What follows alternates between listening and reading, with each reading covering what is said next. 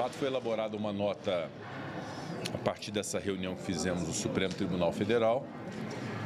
Participaram todos os ministros do Supremo, os representantes do Poder Executivo, o ministro Rui Costa e o ministro Jorge Messias, eu como presidente do Senado e o presidente Arthur Lira da Câmara dos Deputados. E o Procurador-Geral da República, Dr. Paulo Gonet, também participou. Uma reunião muito produtiva, de muito bom diálogo, com um propósito muito comum de solução. Todos nós sabemos da judicialização desse tema no âmbito do Supremo Tribunal Federal, que é um tema eminentemente político, mas que, uma vez judicializado, cabe ao Supremo Tribunal Federal decidir. E ficou ajustado dessa conversa que fizemos institucional, e repito, de muito bom nível, alguns parâmetros e alguns ajustes que vêm muito a calhar e são muito importantes para o Brasil como um todo na execução orçamentária. O primeiro deles, a compreensão de que as emendas parlamentares são um instrumento democrático e muito importante de concepção do orçamento. O orçamento não pertence exclusivamente ao Poder Executivo. Ele pertence ao Brasil e é feito tanto pelo Executivo quanto pelo Legislativo. Segundo lugar, que essas modalidades de emendas parlamentares, que são as emendas individuais, as emendas de bancada e as emendas de comissão, são instrumentos legais e legítimos de participação orçamentária pelo Poder Legislativo e que devem sofrer ajustes justamente para se buscar o máximo possível de transparência, de rastreabilidade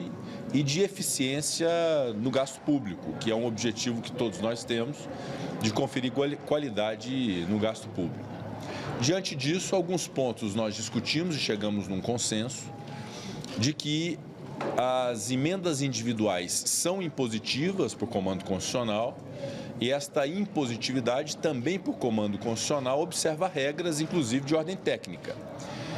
E Executivo e Legislativo tratarão de definir quais são os limites desses impedimentos técnicos, dar mais clareza e objetividade para aquilo que a Constituição Federal já determina de que uma emenda impositiva individual só pode ser executada se observar esses rigores técnicos.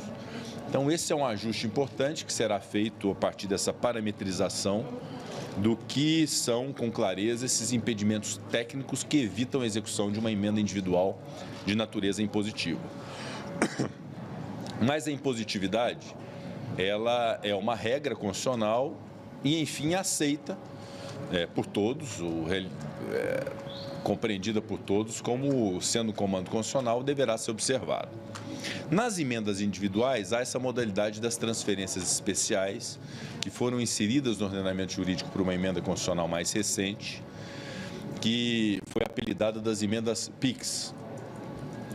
Em relação a ela, se cogitou várias alternativas, inclusive, eventualmente, até a extinção dessa modalidade, mas houve também um entendimento e uma compreensão geral de que essa modalidade de transferência especial pode ser muito útil à execução orçamentária do Brasil, sobretudo para situações em que há obras inacabadas. Fugir da burocracia para permitir que haja efetiva execução das realizações nacionais nos nossos mais de 5.500 municípios é algo que interessa a coletividade, interessa a sociedade. E houve também esse entendimento de todos, inclusive dos ministros do Supremo Tribunal Federal, de que a transferência especial das emendas individuais como modalidade pode ser mantida, naturalmente com alguns ajustes. Quais são esses ajustes? Primeiro, definir com antecedência e com antecipação o objeto e a finalidade dessa emenda de transferência especial, que é uma forma de dar garantia de que esse recurso não vai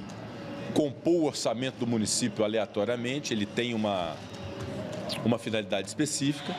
e deverá ser dirigido prioritariamente para a continuidade de obras inacabadas Brasil afora. Ou seja, algo também muito inteligente e interessante para o país e com a referência sempre da fiscalização do Tribunal de Contas da União e dos órgãos de controle, de modo geral, que devem também fiscalizar esses recursos. Em relação às emendas de bancada, também um entendimento geral de que as emendas de bancada são importantes para os estados e para o Distrito Federal, mas devem se pautar em critérios, sobretudo, de objeto estruturante, para evitar que sejam uma forma de travestir a emenda individual. Então, a bancada do Estado se reúne, define o que é estruturante para aquele seu Estado e a emenda de bancada cumpre esse papel e essa finalidade, tendo como objeto algo estruturante de interesse mais amplo e de interesse estadual. Acho também que é muito inteligente, preserva as emendas de bancada, também a natureza impositiva delas, mas, ao mesmo tempo, garante que elas não sejam a soma de interesses individuais, mas algo realmente amplo com objeto mais estruturante, a construção de um grande hospital, a execução de uma obra numa rodovia, a construção de uma barragem, a construção de uma grande ponte. Então, são exemplos de que podem ser usadas as emendas de bancada com critério de qualidade de gasto público. Em relação às emendas de comissão, lembro que na discussão que havia em relação às emendas de relator, no passado recente, se dizia que as emendas de comissão eram um caminho inteligente para poder dar a natureza mais qualitativa e temática daquela emenda em determinadas comissões, ou seja, ao tratar de assuntos de educação, ao invés de ficar na mão de um relator geral do orçamento, vai para a Comissão de Educação. Ao se tratar de recursos para a saúde, ao invés de ficar na mão do relator geral, vai para uma Comissão de Saúde das duas casas. Então, em relação às emendas de comissão também, houve um entendimento de que elas devem ser mantidas, cumprindo o requisito de serem também de interesse nacional e de interesse mais regional e mais amplo, vedada essa pormenorização ou essa individualização que acaba cumprindo uma função como se emenda individual fosse, e não é a natureza da emenda de comissão. E que também Executivo e Legislativo ajustarão nos próximos 10 dias uma parametrização dessa forma de alocação de recursos nas emendas de comissão. E, por fim, além de tudo que eu disse sobre emendas individuais, transferência especial, emenda de bancada, emenda de comissão, uma forma de que as emendas parlamentares, como uma condição de uma participação legítima do parlamento na confecção do orçamento, e também a partir da premissa de que 594 parlamentares têm conhecimento e condições de legitimidade para poder definir alocações de recursos nos muitos municípios e estados brasileiros, garantir que o crescimento dessas emendas ao longo dos anos não seja desproporcional, não esteja muito atrelada à receita corrente líquida, mas a uma proporcionalidade em relação às despesas discricionárias do Brasil e do Poder Executivo, para evitar que haja algum tipo de descompasso ao longo do tempo em que as emendas parlamentares vão tendo um percentual cada vez maior em detrimento da discricionariedade orçamentária do próprio Poder Executivo, ou seja, uma combinação proporcional, razoável, equilibrada entre o que são recursos executivos que devem ser executados e o que são os recursos executivos indicados por emendas parlamentares no Orçamento Público Federal do Brasil. Também isso foi uma discussão, a posição do presidente Luiz Roberto Barroso e do ministro Rui Costa, com a qual tanto eu quanto o presidente Arthur Lira não temos problema nenhum em relação a isso, de guardar essa proporcionalidade ao longo do tempo, para que não haja nada que destoie do razoável, do racional em relação ao orçamento. Portanto, o que está descrito na nota é a síntese da discussão que foi feita nessa reunião, eu imagino mais de 2 horas de conversa, e repito, uma conversa de muito bom nível, de um bom nível institucional, de representação, e obviamente cada um defendendo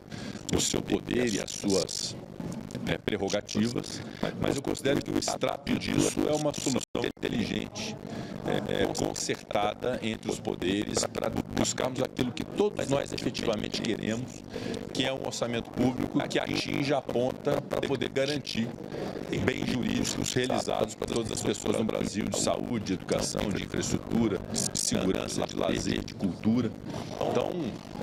foi uma conversa muito produtiva e é uma demonstração de que a democracia se constrói na base do respeito, do diálogo